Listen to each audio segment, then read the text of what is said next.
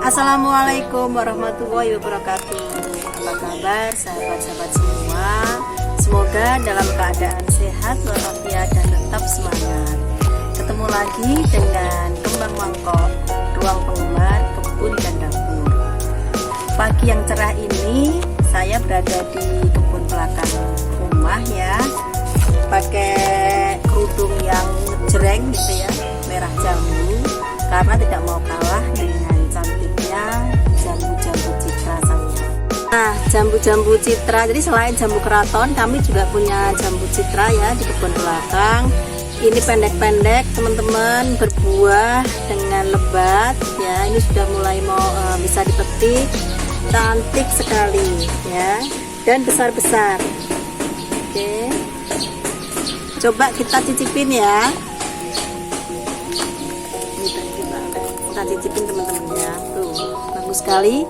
Jadi kalau kita bungkus memang kondisinya bagus buahnya.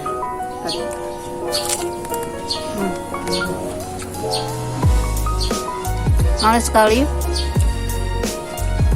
jambu citra ini, agak berbeda rasanya dengan jambu keraton ya.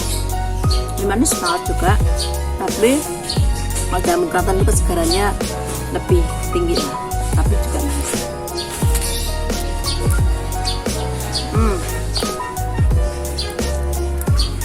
Pada pagi hari ini kami akan memberikan tips faktor-faktor apa aja atau hal-hal apa aja yang perlu kita perhatikan dalam menanam tanaman buah di pot ya, tabular pot. Jadi tidak hanya sekedar pemupukan, tapi ada hal lain yang perlu diperhatikan agar tanaman yang kita tanam di pot itu tumbuh subur dan berbuah dengan baik. Kesempatan ini pula di akhir video akan kami umumkan pemenang yang mendapatkan giveaway dari Kembang Mangkok ya.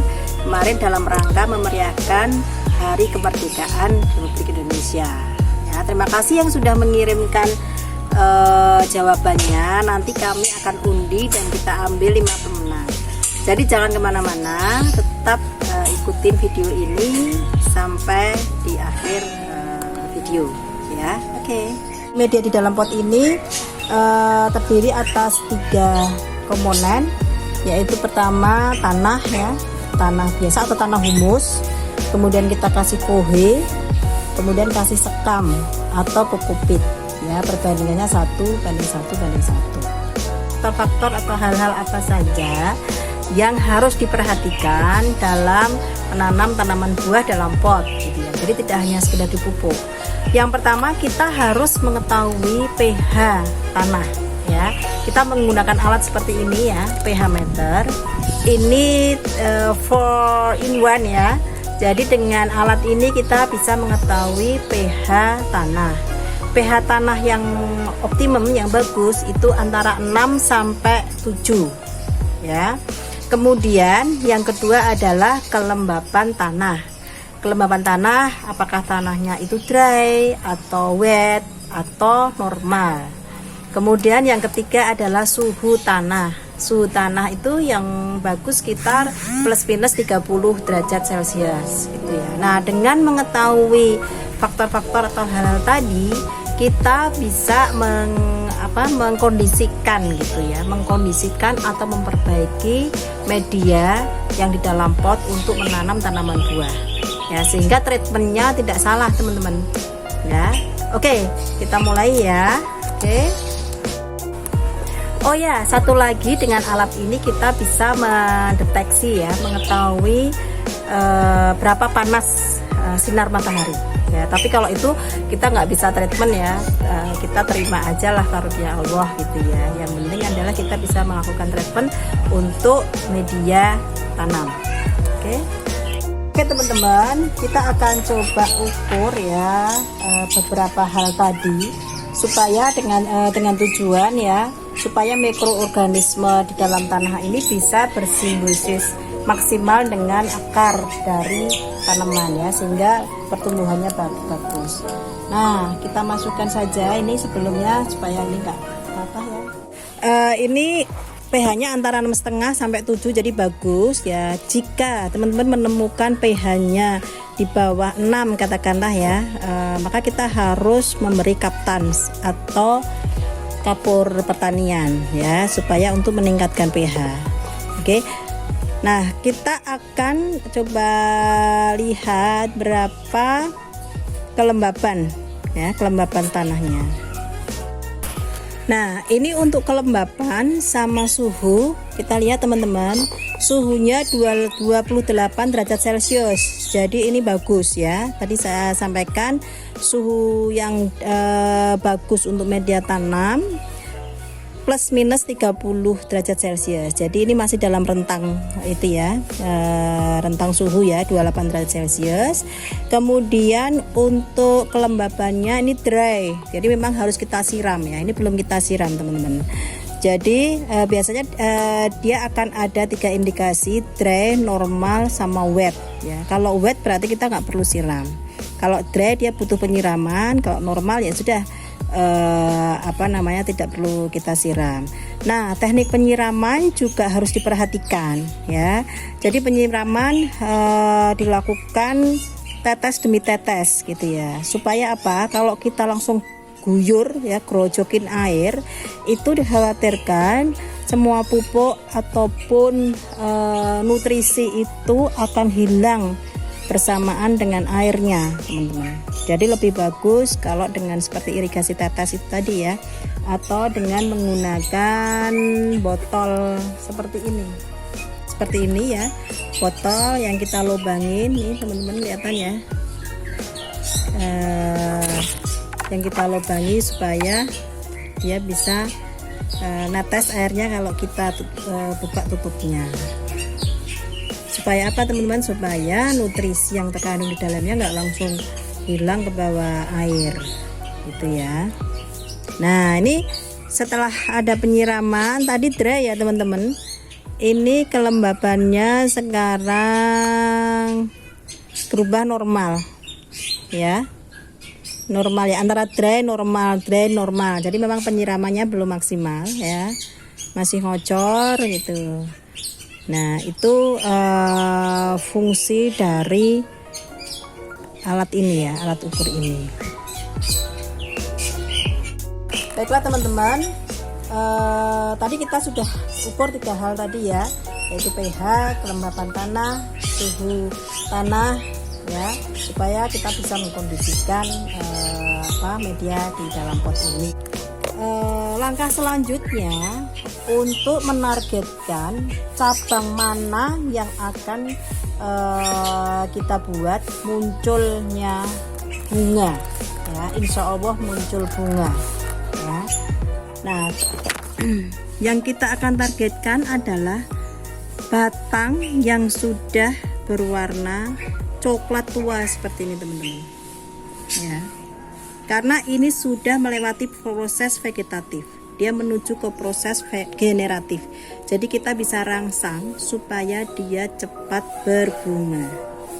Nah, kalau batang seperti ini masih muda ya, beda ya. Ini batang yang sudah tua ya, sudah mulai menua. Kalau yang masih mulus begini, coklat muda ini tidak perlu kita rangsang supaya dia berbunga, karena dia proses vegetatifnya masih jalan gitu ya. Jadi percuma saja kita semprot dengan booster ya gitu. Nah, kita akan lakukan penyemprotan untuk batang yang sudah tua, yang sudah menjalani proses generatif. Semprot ya yang batang yang sudah fase generatif ini dengan pupuk perangsang buah ya, bisa CPT, Gandasil, dan macam-macam lah banyak ya. Kita semprot seperti ini teman-teman. Nah, untuk batang yang memang kita harapkan muncul bunga.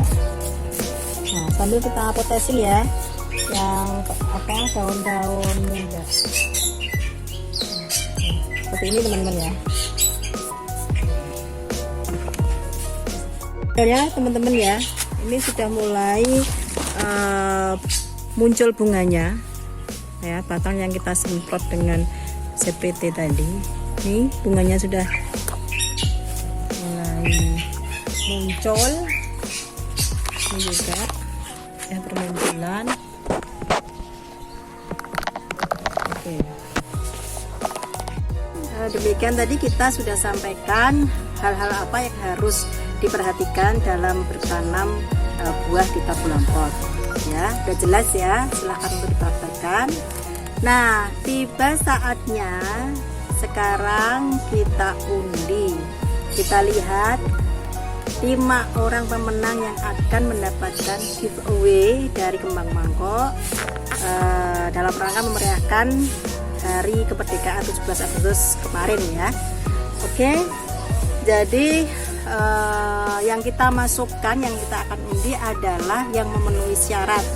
Dalam artian semua syarat yang kita inginkan untuk memperoleh giveaway itu sudah dilakukan ya. Katakanlah menjawab dengan benar pertanyaannya berapa kali saya mengucapkan kata tumpeng, kemudian memfollow IG Kembang Mangkok dan IG saya endangfitri.a, kemudian menyampaikan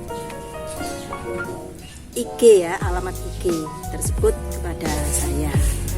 Nah, ada lebih dari puluhan lah ya yang kita akan undi. Kita ambil 5 pemenang ya. Lihat teman-teman ya, kita ambil 5 pemenang ya. Ini saya tutup mata. 1, 2. Siapa ini? Bismillah. 3, 4, 1 lagi. 5. Oke.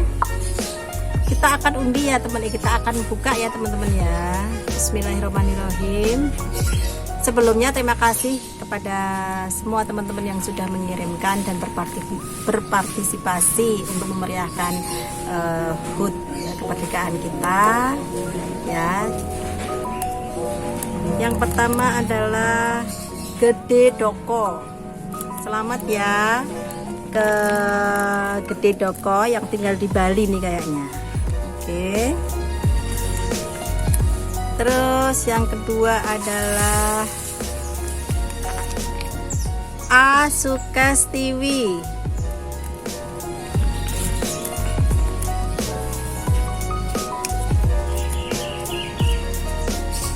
Ketiga Siska Maulani.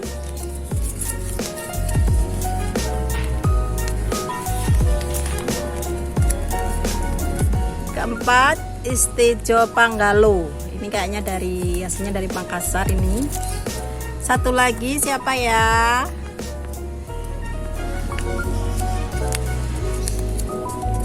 Oh, Anggi Tresnawati. 5 pemenang sudah kita dapatkan ya, selamat. Dan bagi yang belum beruntung, jangan berkecil hati, nantinya Kembang Mangkok akan memberikan giveaway yang lebih semarak lagi. Terima kasih teman-teman sudah menyaksikan video dari awal hingga akhir. Tetaplah menjadi diri sendiri, terus semangat dan bermanfaat bagi banyak orang. Jangan lupa ikutin terus channel YouTube Kembang Mangkok ya, dengan subscribe, like, share, dan komen. Wassalamualaikum warahmatullahi wabarakatuh.